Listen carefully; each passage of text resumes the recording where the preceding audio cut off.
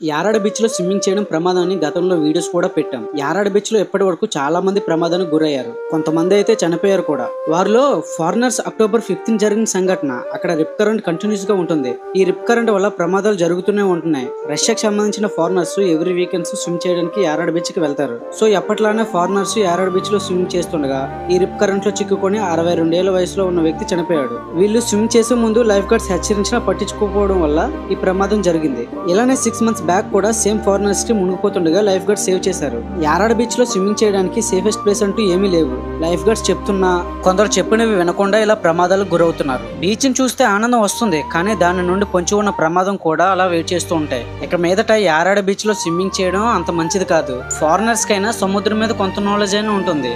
అలాంటప్పటికీ ప్రమాదాలు జరుగుతున్నాయి. సో ఇక మీదట యారాడ బీచ్ లో స్విమ్మింగ్ చేసేటప్పుడు జాగ్రత్త. నెక్స్ట్ ఇంకెలా ప్రమాదాలకు గురవుతున్న డేంజర్ బీచ్ ఏంటో కామెంట్ చేయండి. నెక్స్ట్ వీడియో దానికోసం.